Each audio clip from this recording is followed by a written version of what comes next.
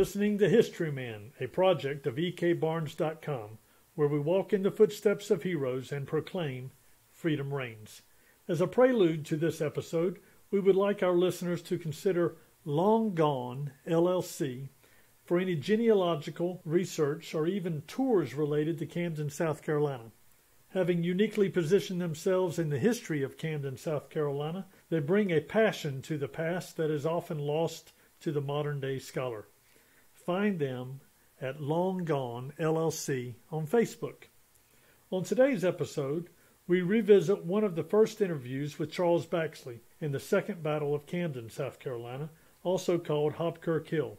Charles is the publisher of the southerncampaign.org website that features history, research, and pension records from that influential time in the founding of our nation. He is also the chairman of the Revolutionary War Sesquicentennial Commission that is working on the celebrations associated with the 250th anniversary of the American Revolution. We hope you enjoy. We are privileged to have Charles Baxley, publisher of the Southern Campaigns of the American Revolution. Welcome, Charles. Welcome. I'm glad to be here at Historic Camden. The history around Camden is just fascinating to me from a liberty standpoint, from the American Revolution standpoint, and often it is a history that is not told. It is put into the background on the back pages of the Northern Campaign. I think our listeners will be fascinated by the stories that come out of Camden and how this is an epicenter of the Southern Campaign. Tell us a little bit about one of the battles here. Well, at Historic Camden, this is where the original colonial village was, and the British came here in 1780 to make a forward base where they would ship supplies to and have a jail, hospital, place where you could get your guns worked on and your horses shod and things like that. And so it was an important strategic point in the road system of the 18th century. So there are two important Revolutionary War battles that were fought right in this neighborhood. The first in 1780, the Battle of Camden, which I think Dr. Dunaway has talked with you about. And today, if it's okay, I would like to talk a little bit about our downtown Camden battle, the 1781 Battle of Hobkirk Hill. That is great. Well, I'd love to hear about that. There's very little written about that particular battle, and it really is kind of a quintessential Nathaniel Greene tactical battlefield, if you will. So love to hear about it. It's very interesting that Nathanael Greene, after fighting the bloody fight at Guilford Courthouse in March of 1781, chose to come back to South Carolina and try to defeat the British in detail, taking all their posts and all their internal communications and pushing them back into Charleston, as opposed to chasing after Lord Cornwallis, who took the British Army first to Wilmington, North Carolina, and then up into Virginia. So in the 1st of April, roughly, of 1781, Greene moves the ragtag Continental Army that he commands from North Carolina back to South Carolina, and just as Gates had done in 1780, he aimed at Camden, South Carolina. And people say, well, why would he do that? Why Camden of all places? Camden's a very small frontier village at the time, but it's that main British supply depot. And if you're commanding an army that doesn't have much food, doesn't have much lead, doesn't have much gunpowder, doesn't have any shoes, doesn't have many horses, and you can capture a major British supply depot, you've done two things. One, you run the British out of about a quarter of South Carolina, and second, you resupply your army. So Camden is a tempting target for the Americans. When Nathanael Greene came down and put his eye on Camden, was it just Camden, or did he also look at the other outposts as well at the same time? Nathanael Greene had good correspondence with the partisan commanders that were working in South Carolina, notably Andrew Pickens, Thomas Sumter, and Francis Marion. Those were the general officers, but there were many militia colonels under them who had done yeoman service for liberty when there was no government in South Carolina.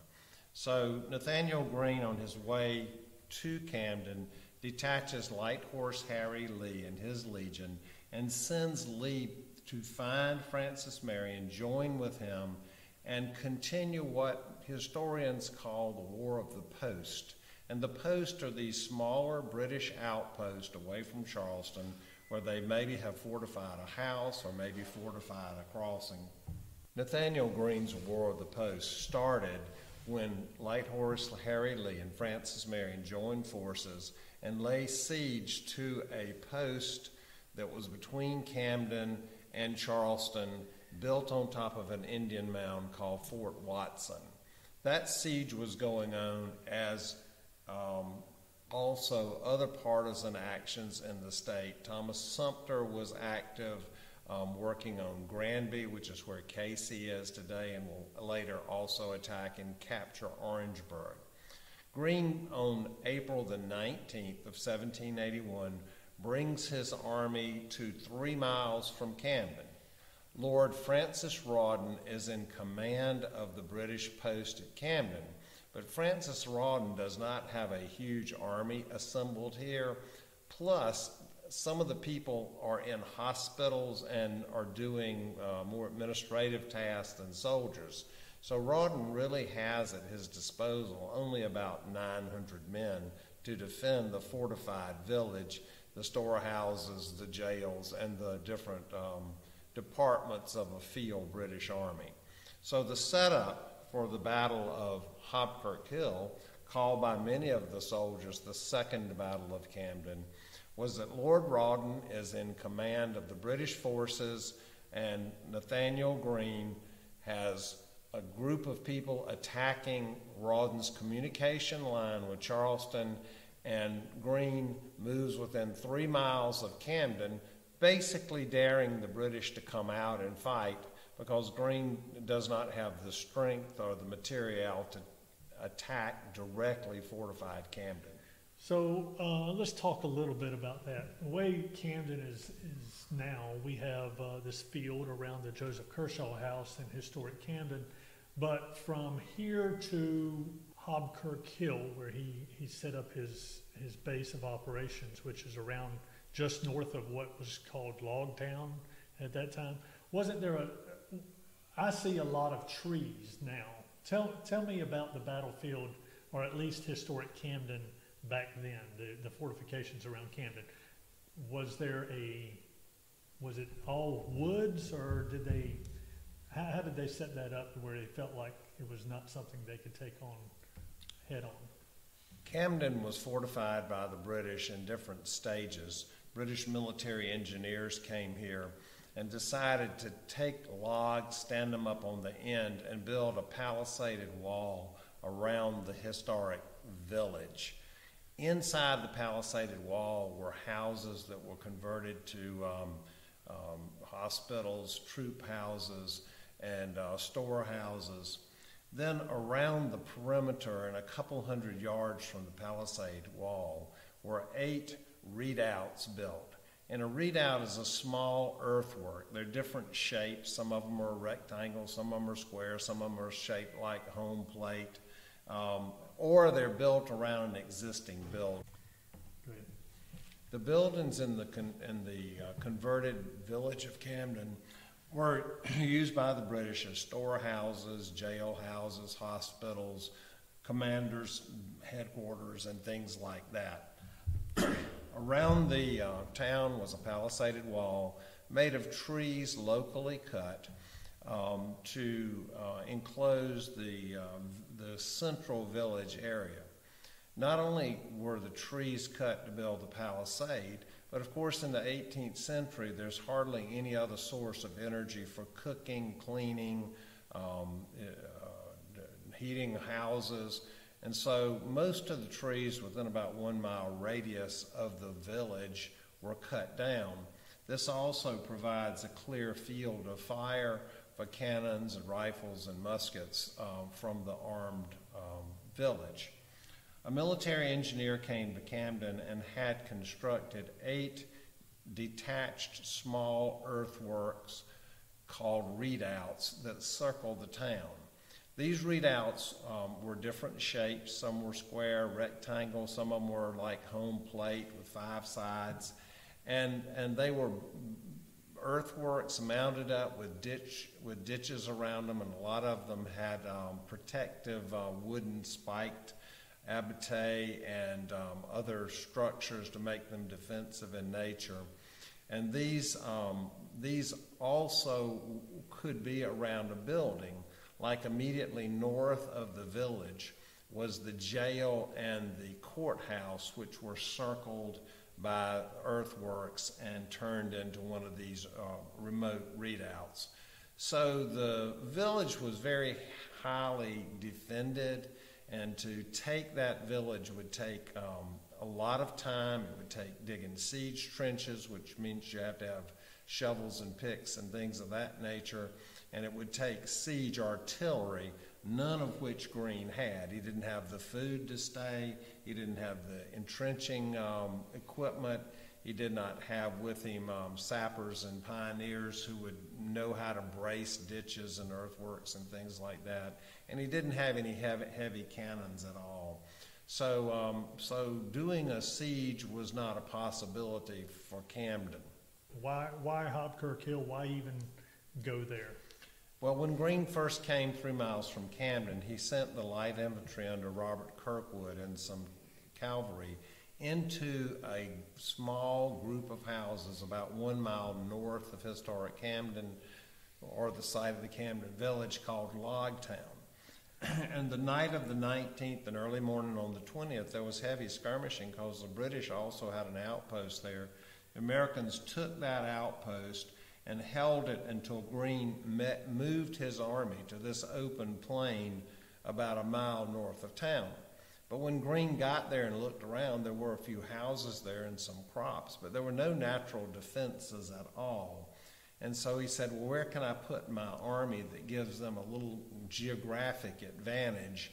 And about 1 mile north of there, or 2 miles north of historic Camden village, was a sandy ridge, which the locals called Hobkirk Hill. And so that hill is maybe 60 feet higher than the surrounding plateau, sandy ridge that runs east and west, crossing the Great Waxhaw Road.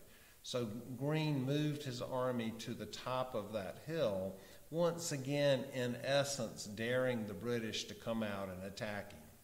So you said that Rodden had about 900, is that correct, about 900 troops? How many troops did Nathanael Greene bring with him? Well, Nathanael Greene at first had about 2,000, but a lot of them were short-term militiamen from North Carolina. And the Continental soldiers that Greene had with him were about 1,200 Continentals.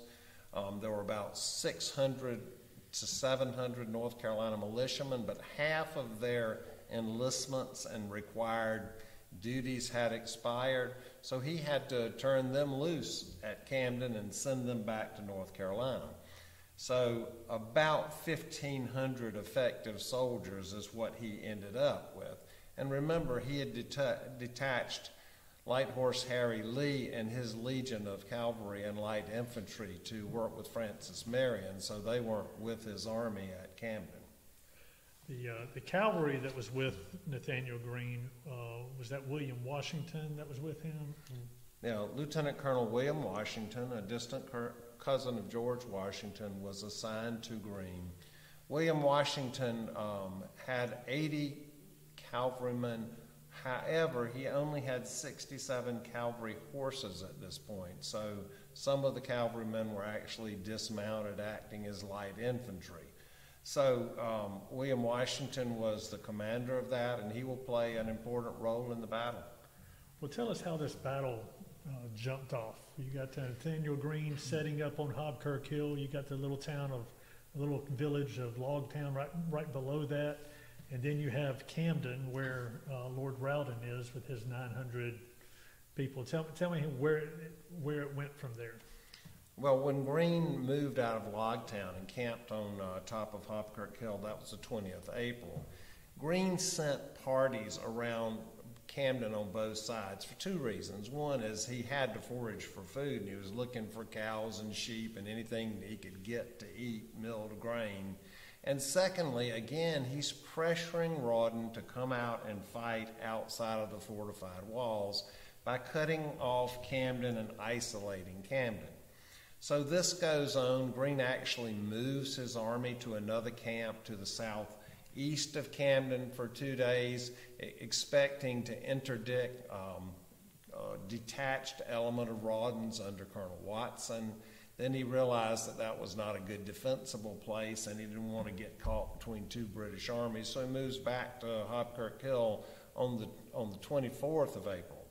On the 25th of April in the morning, Lord Rodden had decided to go out and attack Greene, and Lord Rodden's plan was to quietly slip south out of the fort at Camden and go a little south to Pine Tree Creek, turn to the east, go to Little Pine Tree Creek, go up the Pine Tree Creek Valley. And the Pine Tree Creek Valley is about 40 vertical feet lower than the plateau of the Camden is on, kind of sneaking up on Greene's either rear or at least east flank.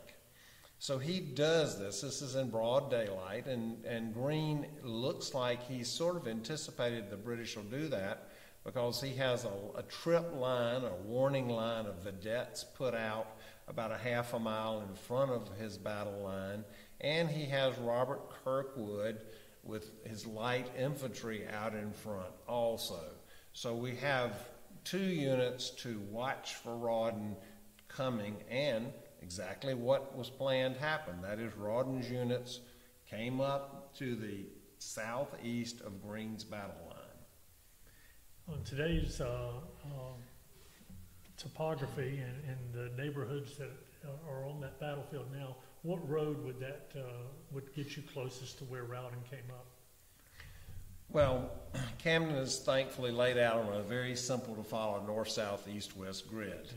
And the main north-south road through Camden is exactly overlaid on the old Indian trail we call the Catawba Path, or the Great Waxhaw Road, or the Great Wagon Road. It has lots of names. And it had been cleared 90 feet wide from Camden to the north all the way across Hobkirk Hill. But that's not the way that Rodden came. Rodden went through the swamps up the side of, besides Little Pine Tree Creek, and turned from headed north to the northwest to come up in front of Rodden. So it's about roughly where Hampton and Fair Street cross, is about where Rodden came up out of the Little Pine Tree swamp, headed to the northwest to get in front of Greene's battle line. Very good. What happened then? Well, Rodden hit Greene's tripwire, and the vedettes gave warning by firing their guns and taking off back to Greene's line. So for our listeners, when you say tripwire, you're not talking about like in Vietnam where you have a wire set up where the flares go off. You're talking about actual people. These tripwires are actual people out. They're vedettes. They're looking. And their job is to be the early warning system. But it's a completely manual system, and the only thing they have to make enough noise would be to fire their guns off, which they did, and it worked. Now, Rodden is not slowed down by any of this, but he does hit Kirkwood's light infantry. And Kirkwood's light infantry at that time was, let's say, 50 men. And Rodden's got with him about 980 people, so 980 trained British soldiers can push aside 50 light infantrymen, but they're going to take some casualties, they're going to make a bunch of racket, and it's going to slow Rodden's progress down to give Greene the opportunity to call his troops back into battle order and get them lined up as they're in their places they're supposed to be. Now, this is not South Carolina guerrilla warfare. This isn't Francis Marion ambushing someone. This is linear European battle tactics where we get in a line and we maneuver sort of like modern bands do on the football field or under Friday night lights. Very good. Now, Robert Kirkwood was not from South Carolina. He was not even from North Carolina or Virginia. Where was he from? Well, some of the hardest fought battles and some of the best troops that the Southern campaign featured was the Maryland and Delaware Continental Line. The Maryland and Delaware Continental Line were here in August of 1780 and fought at the Battle of Camden, where they took huge casualties. And this whole regiment of Delaware troops was basically wounded and captured and escaped down to about 2 companies. And Robert Kirkwood was the senior captain of those 2 companies of surviving Delaware troops, and he followed Greene into North Carolina and fought at the Battle of Guilford Courthouse, came back to South Carolina and fought at Hobkirk Hill. Now, the whole northern end of Camden is named the Kirkwood area in honor of Robert Kirkwood. Robert Kirkwood was a hero of the Revolution from Delaware. If there had been more men in the Delaware Continental Line, he would have been their colonel, and if there had been even more men, he would have been their general. He was that high a quality of fighter. Right. So now Kirkwood is being pushed back. His 50 men are being pushed back. What happens then? Nathanael Greene deployed along the edge of the hill of Hobkirk Hill, and he had 4 main infantry regiments. He put 2 from Virginia on the west side of what is now Broad Street or the Waxhaw Road, and he put his Delaware Continentals on the east side. Those 4 regiments were the backbone of Greene's army. In addition to those infantry regiments, he had William Washington's cavalry, and he had 3 pieces of artillery. They were 6-pound field carriages. Each one of them has a crew of 6 or 8 men to man them and move them around. So he had Kirkwood acting as light infantry. He had 3 6-pound cannons. He had 67 horsemen, and he had about 900 Continental soldiers and another 250 North Carolina militiamen in reserve. The ones from Maryland, tell me a little bit about them. The story of the Maryland line is incredible. And the Maryland line fought extremely hard in Long Island. They suffered many, many casualties. Some of the greatest leaders of the American Revolution and some of the hardest fought soldiers of the Revolution came out of the Maryland line. Here at Hobkirk Hill, the Maryland 1st Regiment was commanded by John Gunby, Colonel John Gunby, and he's a controversial figure in the Battle of Hobkirk Hill. The 2nd Maryland Regiment was commanded by Lieutenant Colonel Benjamin Ford. Benjamin Ford will be wounded, they thought, slightly in the elbow at the early part of the Battle of Hobkirk Hill. Probably just an odd shot caught him, but that turned out to be a fatal wound. Thankfully, his number 2 was a fellow named John Eager Howard. John Eager Howard will become a political figure, a governor of Maryland, a senator, and John Eager Howard is one of the absolute heroes of the Battle of Cowpens. And so he is back in Camden commanding the Maryland Regiment after the fall of Lieutenant Colonel Ford. So tell me how the linear battle transpired from there and how it ended up. Well, Rodden displayed his troops. He's marching probably 2 by 2 because he's kind of coming up a path through the swamp. But if you just turn that snake a little bit and go to the west, then you end up in a line. And Greene is on a horse on top of Hobkirk Hill, and about 200 or 300 yards below him at the base of the hill, he sees these redcoats coming, and he sees that there's not as many of them as he has and that their line is a little short. So Greene's plan is simply to take the 2 regiments on each end of his line, the flanking regiments, and have them swing to the middle like a gate so that they flank the British. Now, the reason you want to flank them is if you can, instead of shooting right into their front, if you can shoot into their side and concentrate your fire, it's called enfilade fire, then you can capture them very well. So he started that maneuver, and he detailed William Washington to ride around the east side of his army, fight any cavalry that Rodden had, which he had about 50 New York volunteers that were mounted as cavalry, come around behind the British army and attack them from the rear. So we call that a double envelopment. It's actually a triple envelopment, where you basically encircle your enemy and control them in every which way they turn. You have a man there. Now, Rodden was a great battlefield tactical commander. He saw immediately what Greene was doing, and so the way you countered getting flanked on both sides is just make your line longer. And so he spread his line from east to west, men crossing Broad Street, or the Great Waxhaw Road, where Greene had 2 6-pound cannon. Now, they're not shooting iron cannonballs. They're shooting like buckshot. They're shooting grape-sized, big grape, golf ball-sized pieces of iron, like using a giant shotgun. So every time the British would run somebody across the road to move to the west flank, the cannon would fire, and it was very devastating fire. So the British are lined up from about Littleton Street over to about Campbell Street as far as width goes. That's 3/4 of a mile, which means they're spread very thin. And the British start moving up the hill. These are professional soldiers. They're going to go where their officers tell them to and engage the Americans.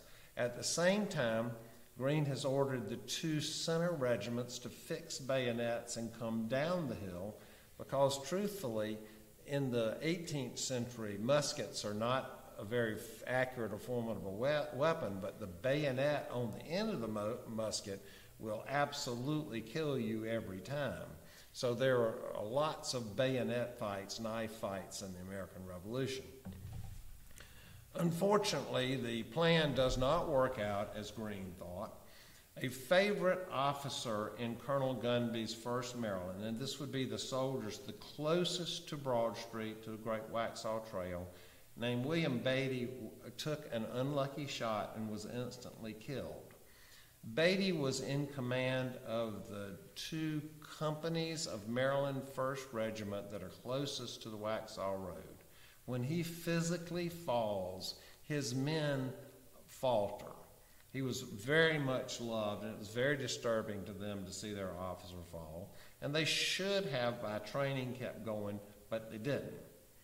So the other companies in that regiment, some of them slowed down, some of them kept going, but all of a sudden, instead of having a straight line of organized men coming down the hill towards you, you now have a disorder in the line.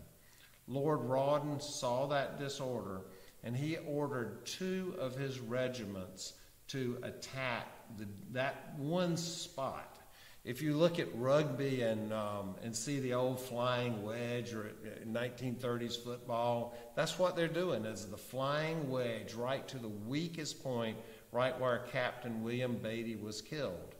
The 2 British regiments could not break through and separate Greene's army.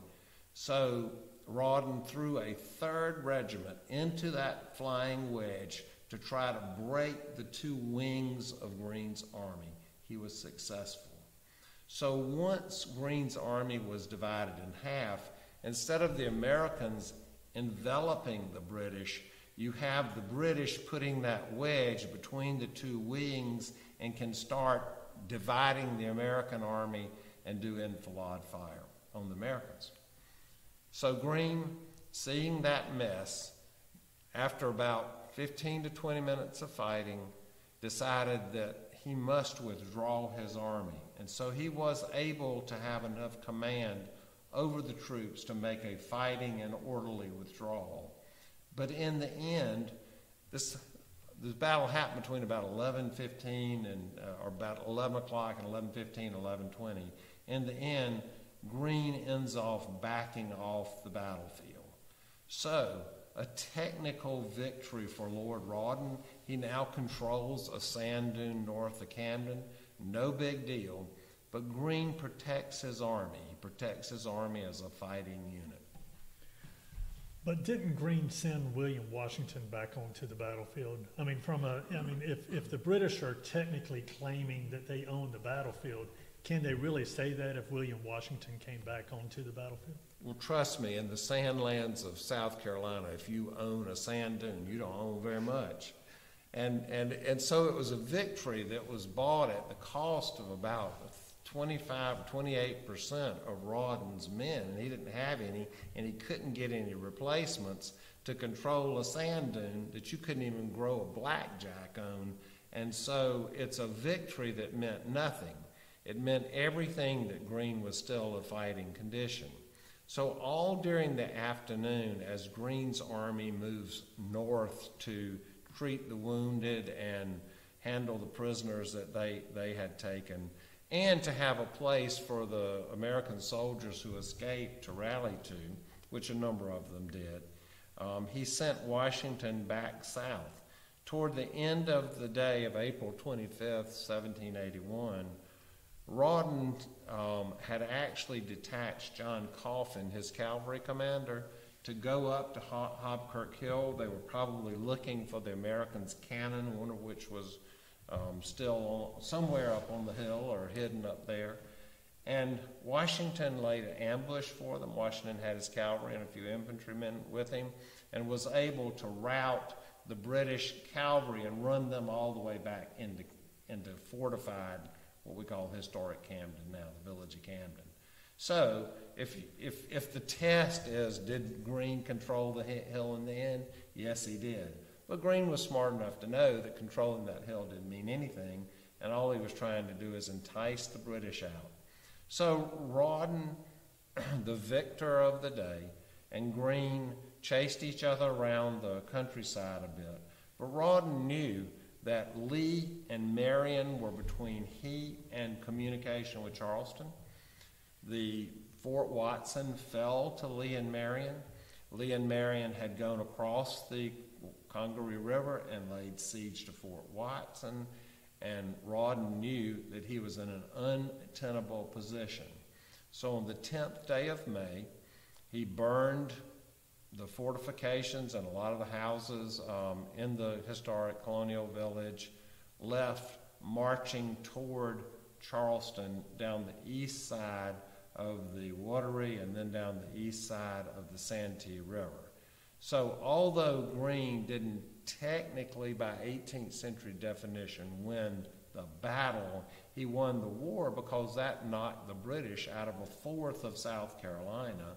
And the victories at Fort Watson and ultimately at Fort Mott, at Fort Granby, and then Orangeburg cleared about a third of the state of any British presence, so that Greene was the ultimate victor. Well, thank you so much for talking to us. And Hobkirk Hill is, like we had said, one of those chapters that had been lost to a lot of the history books, but was so paramountly important to the Southern campaign and to the rise of Nathanael Greene and liberty for America. So thank you very much. Thank you.